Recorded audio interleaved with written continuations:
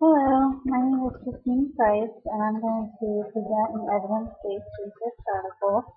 The title of the article is called Screening for High Blood Pressure in Adults, a Systematic Evidence Review for the U.S. Preventive Services Task Force. The authors of the article are Margaret A. Piper, Ph.D., MPH, Corinne Evans, MPP, Brittany Burda, MPH, Karen L. Martis, MD, MPH, Elizabeth O'Connor, PhD, Neil Smith, PhD, Elizabeth Weber, MS, Leslie Perdue, MPH, Keisha Bigler, CS, and Evelyn Whitlock, MD, MPH. Locating this article was pretty difficult. I submitted several articles for review, and two were accepted out of the several I submitted. This specific article I found while searching the National Center for Biotechnology Information. I came across that after Googling many things about nursing research. I wanted something that I'm aware of and that I use daily, so I wanted something for high blood pressure. This subject interests me because my mother actually has high blood pressure, and I try to educate her on things. She won't take her medicine. And I also have patients with high blood pressure working on the medical surgical unit. So this source is the clinical practice guideline for this specific article. The background of the source is that it's 2 years old. It was published in 2014, so it's still current. Early detection of high blood pressure prevents other chronic conditions or mortality. Assessment and intervention of high blood pressure can prevent future hospital admissions. An objective of the article shows that early detection of high blood pressure can prevent other mortalities. Another objective is that more than one blood pressure reading is needed for the diagnosis of high blood pressure. There is a high prevalence of high blood pressure. Many people are misdiagnosed with high blood pressure because of clinical isolated hypertension. So that one doctor's office that makes your blood pressure go up is not relevant to high blood pressure. It could just be because you're in the doctor's office. Research methods include clinical settings and non-clinical settings. For an accurate diagnosis of high blood pressure, clinical settings and non-clinical settings are required. Clinical settings include office-based methods, which is getting an individual's blood pressure manually. Non-clinical settings include people monitoring their blood pressure in their own home. The study selection. The authors conducted a dual independent review of 19,309 abstracts and 1,171 full-text articles against a prior inclusion and exclusion criteria.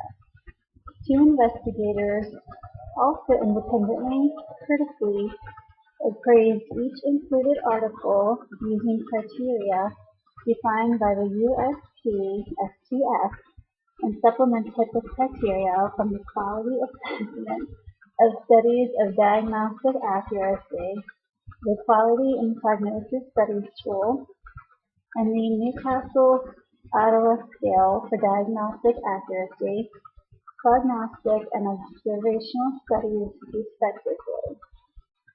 The authors resolved discrepancies through discussion and consultation with a third reviewer when necessary.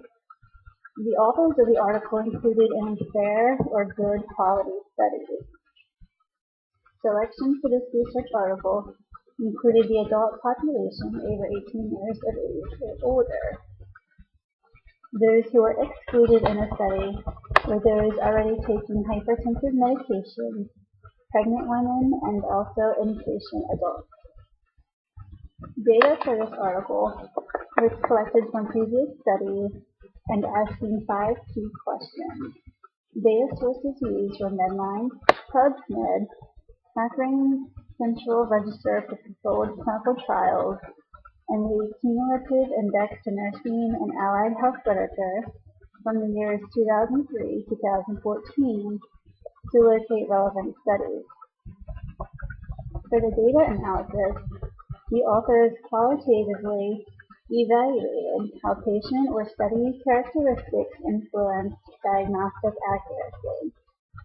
They also pooled incidence rates for the overall population in included studies to generate a weighted mean incidence at various rescreening intervals, which were categorized into 1, 2, 3, 4, and 5 years. The authors qualitatively examined direct evidence from subgroups results reported within studies to address the influence of present characteristics.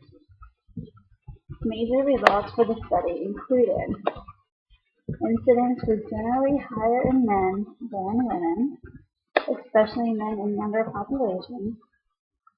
African Americans had a consistently higher incidence of hypertension at rescreening than any other participant.